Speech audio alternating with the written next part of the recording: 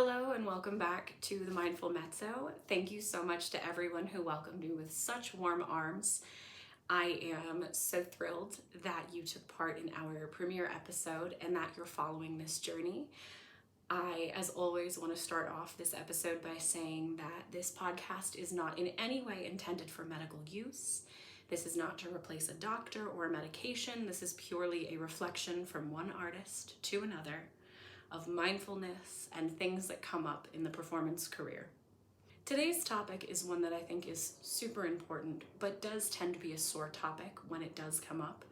There are quite a few people who believe that helping yourself or getting yourself help or being able to do it independently is giving up, giving in, or letting the hierarchy of power take autonomy away from you. So I'd like to ask, is self-help giving up or giving in? I want to discuss the idea of self-help. This term has many meanings. You can look it up in any dictionary, but I am choosing today to define self-help myself as the idea of helping oneself, especially in a time of struggle, stress, or adversity. Is self-help giving up or giving in? In performance, the idea of helping yourself when someone else is causing you outside stress can often be considered a sign of weakness. This idea is not unique to the arts. There are people in all walks of life, all careers, who view getting help as a sign of weakness, who view asking for help as a sign of weakness. So, is self-help giving up or giving in? Today I want to challenge you to believe that it is neither. Self-help is giving yourself a fighting chance. When we are at the point of finding ourselves in need of help, we have often already experienced things like stress, anxiety, fight or flight, negative emotions, and the list goes on. We may turn inward and ask ourselves, what could possibly be left? What else can I do? It is in these situations where we feel trapped in a corner that I believe we can benefit from learning how to help and support our own self. When we feel trapped in a corner, I think that we can look inward and find the ways that we ourselves can help ourselves. Where do I begin? You might be wondering, what do I do? I'm stressed. How can I possibly look inward? Well, that's why I'm here. Where do I begin? For this discussion, I am going to use my personal experiences as examples. You are not in any way obligated to agree, identify, or do what I have done, but you are welcome to take what you need from these anecdotes.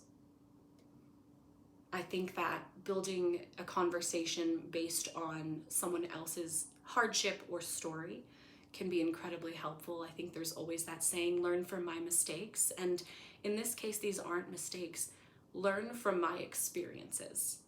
I think viewing something that happened to you as a mistake can be negative. I'd rather view it as an experience that I had to learn from, and I hope that you won't have to learn from personally, but rather that you can learn from via experience. Where do I begin? I like to think that we can only start to help ourselves when we can identify our emotions. Scan your body from head to toe. Notice how you are feeling, both emotionally and physically. How's your head?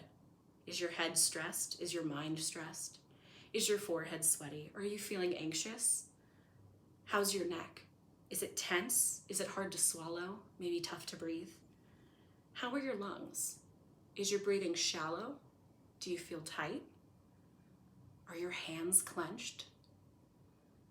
Is your core engaged, or maybe you are standing with your shoulders bent and your tummy tucked in a protective stance?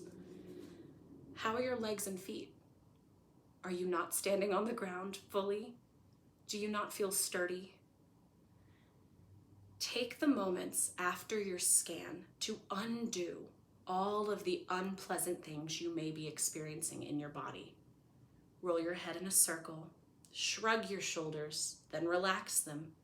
Shake out your hands, breathe in 5s. Do what you need to do slowly. Slowly pry each of your 5 senses out of the negative or stressful places they may be stuck in. Now, of course, I'm not recommending that you do this while operating any heavy machinery. This is purely a when you are safe and comfortable and able to do so, take a moment to reflect. Have an honest chat with yourself.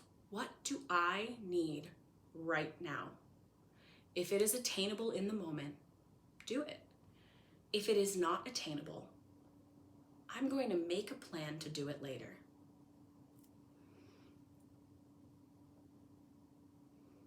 I think it is so important to understand that the stress someone else caused you is likely not your fault.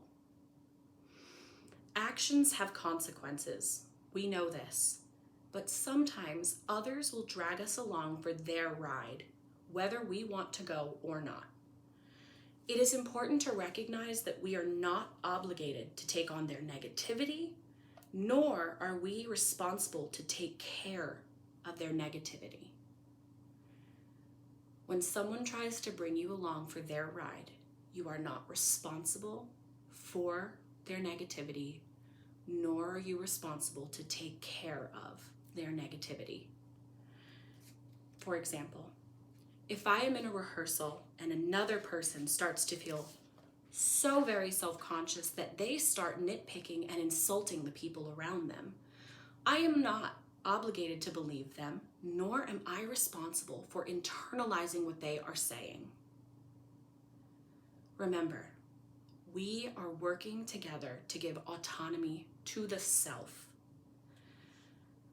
Maybe, instead, when someone insults me or is negative in a communal space, I don't have to believe them, but maybe I am inclined to believe them. Why is that? Maybe I have been trained to. Maybe I have been told to feel as though I deserve it. Maybe I don't feel strongly about my identity and am willing to believe what someone else is saying. Of course, there are many reasons that we may be inclined to believe someone when they are spitting negative words at us or imparting their opinion of a situation on everyone around them. But just remember again that if that is their experience, you are not responsible to shoulder that. What can we do to combat this? I'll often ask myself in a situation where there is negative energy, what can I do to fight this? Now, of course, I don't mean we are going fighting. What I do mean is what can I do internally to make sure that I myself am not towing the line of believing them? I think it is good to be prepared for these situations. When you are safe and comfortable, take the time to take an inventory of yourself. Make a note of what makes you special. Take in all of the things you have accomplished. Stand true to who you are. Well, what if I can't prepare ahead of time? Remind yourself that someone else's experience is not yours. You can tell yourself in this moment, this is not your circus to handle, but you can always address how you feel later on when you are able to and when you are safe. I think it is so important that if we are able to prepare ahead of time, that we do. And what I mean by this is not anticipate the bad, anticipate people hurting your feelings, anticipate being insulted. Absolutely not. What I think is that it is so important to form our own fan club. We're so willing to give celebrities and influencers all of our trust and belief. Well, What if instead of listing all of the pros of your favorite celebrity, you list all the pros about yourself? What are the greatest things that you've done today, this year, this month, your whole life? Why should you be your biggest fan? I think there are people that will say affirmations in the mirror. I am strong, I am smart, I am talented, I am beautiful. I can do anything I set my mind to. If that works for you, do it. And if it's not something you like to do, make a short list.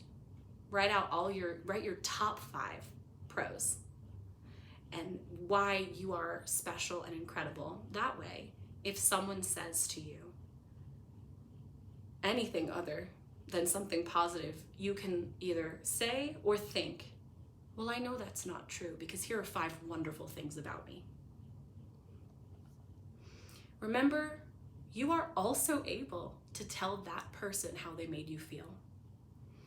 I've had many an instance where I've had to say, hey, I understand where you're coming from, but I do not share that experience. You do not have to give up and say, I deserve this, nor do you have to give in and say, you are right about me. Self-help is not giving up, nor is it giving in. By taking inventory of your emotions, acknowledging your accomplishments and who you are, and addressing the negative situation, you are able to give yourself a fighting chance at helping yourself. Self-help is giving yourself a chance to help the self feel safe and secure. I have learned in my own life and experiences that it is often better for me to not be afraid to stand behind myself, my values, and who I am. Because when I do, I often start buying into the ideas that others have when they feel insecure. And I have to remind myself, even still, doesn't matter how mindful I've been or how mindful I can be, I have to remind myself that when people start projecting insecurities, especially in the arts, especially in a communal performance space where tension is high and there is the need to always, quote unquote, be right or do right or be the best, that their insecurities are not my experience. I am not responsible for feeling their feelings. Learning what kind of internal support you need may be a great way to help yourself get by.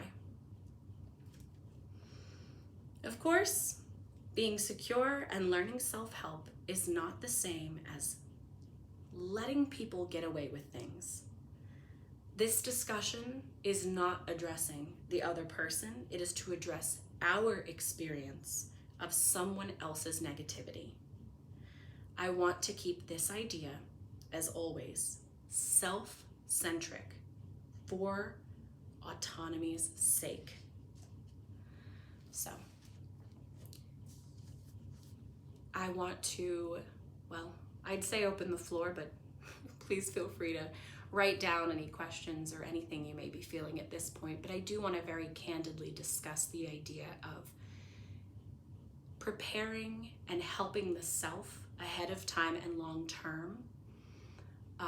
The reason why I want to discuss that a little bit separately and a little more candidly is that I have often heard colleagues and friends and strangers say that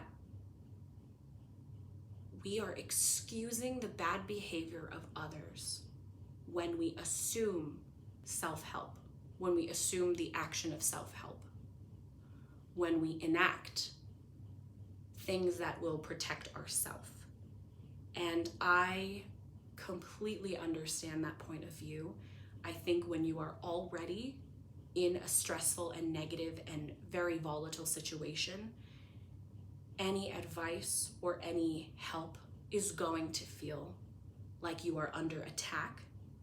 I think that if you are in a really bad situation and someone in your workspace, whether it's performance or not, when someone in that workspace begins to insult you or demean you, we do start to feel like Nothing will ever get better, nothing will change, and nothing will come of this. Why bother? Why bother helping ourselves? Why bother standing up for ourselves?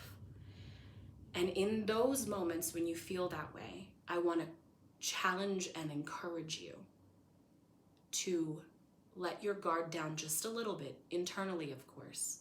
Let your guard down and really look inside and ask yourself, am I okay with being out?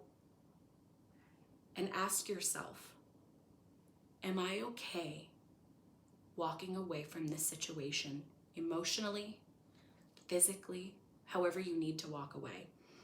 It is often easier to stay in a negative, volatile situation than it is to say, I am done, and walk away, whether that means cutting emotional ties or physical, whether that means quitting a job or just simply adopting an I don't care anymore attitude and saying, not my problem. That is a very difficult thing to do. There are all sorts of reasons why, but sometimes it's easier to just stay stressed. And this is in no way me saying that it is your fault that you are stressed. It's not really a choice we have sometimes to be stressed. Sometimes when that is our norm, when that is our day-to-day, if we start to feel anything other than that stress, whether it's more stress or less stress, we can panic because we've become so used to and we've grown so accustomed to needing to be stressed in order to survive because simply that is the food that our body is running on. I am not in any way saying that we are asking for the negative. In fact, I am saying the opposite. As someone who has experienced negativity in person or in third person, who has watched others go through it, I think that there is more under the surface that has yet to be addressed in the performance industry and in the arts, where we are so willing to be stressed for a better outcome, or we are so willing to be stressed because our forefathers were stressed and everyone who came before us was stressed. But I challenge that. I challenge that idea because for me, I don't accept that as my norm. I think I've had many a stressful encounter and many a stressful situation, but I don't accept that that is all there is. I choose to believe, in fact, that we can have stress-free environments or minimal stress environments. I think stress is unavoidable. It comes in all shapes and sizes and flavors and colors, but I think if we prepare ourselves on our own time for how to handle that stress, it can really benefit us. A little imagery for you, or a little anecdotal comparison. If you're a baby with a lot of allergies, your doctor might suggest that you're started on a round of allergy exposure shots. You, as a child, you find out you're allergic to strawberries, and you start every couple of weeks, you get an injection, or you have exposure to strawberries. And then maybe by the time you're 10 or 11, your body knows how to handle being around strawberries. You might still be allergic and you might still not like it, or your body might not like it, but it'll be used to the strawberries. It'll know what to do when you're around them, or it will tell you, we can't do anything about this. We need to leave, or we need to get help. We need to go to a doctor, or maybe we need to walk outside and make sure we're not near the strawberries. Now, this is a really specific comparison. Maybe you've never had allergies before. For that, I envy you. But we have, as performers, quite enough exposure to stress and high stress situations that it becomes normal for us to always be almost having a reaction, similar to an allergic reaction in a way, where we're always a little bit reacted at all times. We've always experienced a reaction, when we walk into a place where we may have been insulted or had negative experiences before, we get really tense. Let's together, because I still need to work on this, let's together challenge ourselves that when we start to recognize that our body is reacting to something it doesn't like, let's take an inventory. One of the best things I've done is write that down. When I walk in somewhere that I haven't been in a year, but the last time I was there, it wasn't pleasant, and I start to realize my heart rate is quicker and I'm having trouble breathing and I feel sick, I write it down and I go, I don't feel so good. I feel very negative. I feel very stressed and scared and anxious. What happened the last time I was here? Maybe I had a bad run-in with someone. Maybe I had a person in a higher position of power say some not so great things. That was their responsibility. They took responsibility for those actions. I do not accept or take responsibility for what they said and did.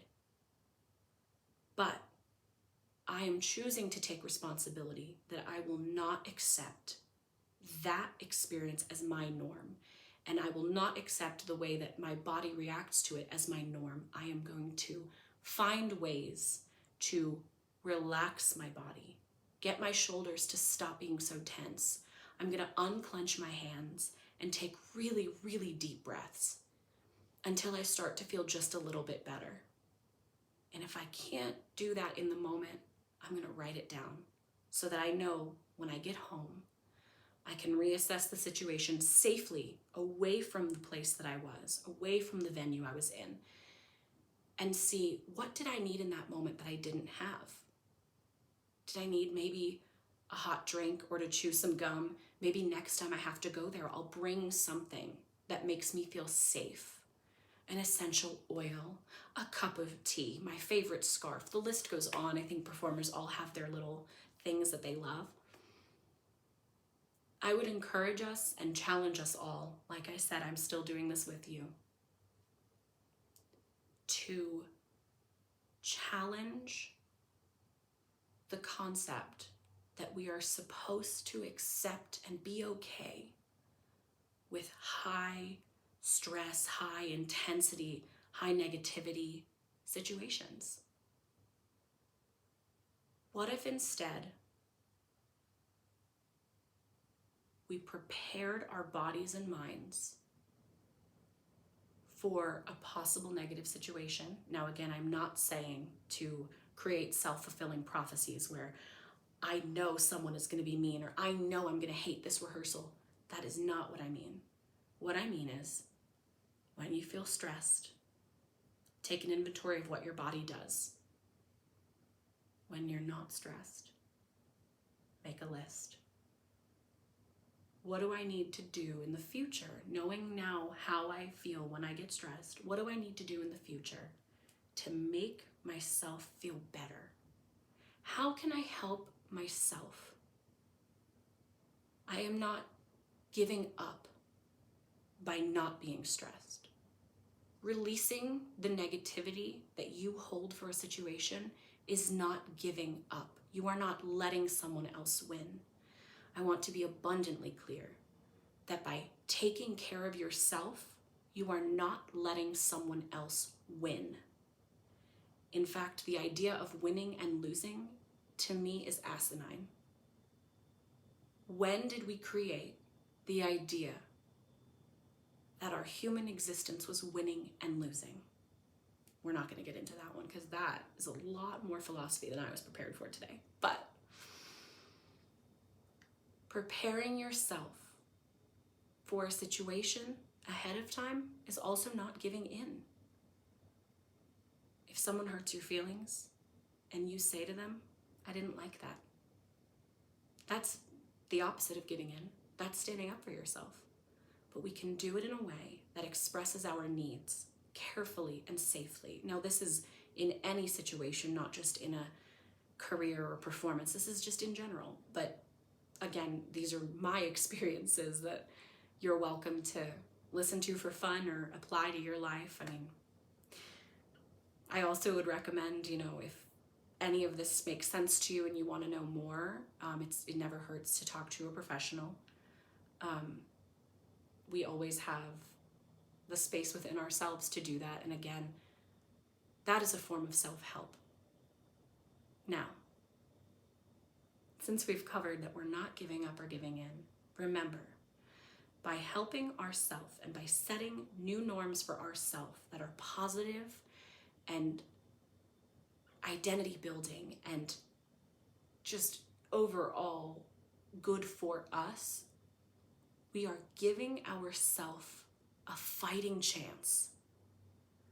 I want you to have a fighting chance. I don't want you to feel that the next time you try to take care of yourself, you're giving up. That's what the other people in the situation would want you to think. They want you to think that if you don't like what they're saying, that they're winning, that they're getting under your skin. Let them get under your skin. Criticism, it hurts, but we're not giving up or giving in if we acknowledge the criticism and take personal steps to feel better. Of course, you can do with that information what you want. I know that there's still a mindset that because we haven't covered the other person in this chat today, that maybe we're pardoning them, we're giving them a way out. Again, this is purely about the self. You can more or less assume that everything I said today I've experienced or I've seen out in the wild. So just remember that this is about the internal experience that we experience, not what anyone else is experiencing, not what the negative side is experiencing. This is purely to help the self. Now, if you are in a safe space and able to do so, please not driving any machinery or operating any high-tech devices, I would invite you to breathe in 5s with me.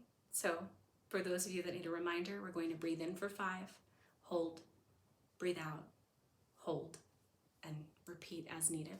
So get ready to breathe in, and 1, 2, 3, 4, 5, hold, 1, 2, 3, 4, 5, out, 1, 2, 3, 4, 5, hold, 1, 2, 3, 4, 5.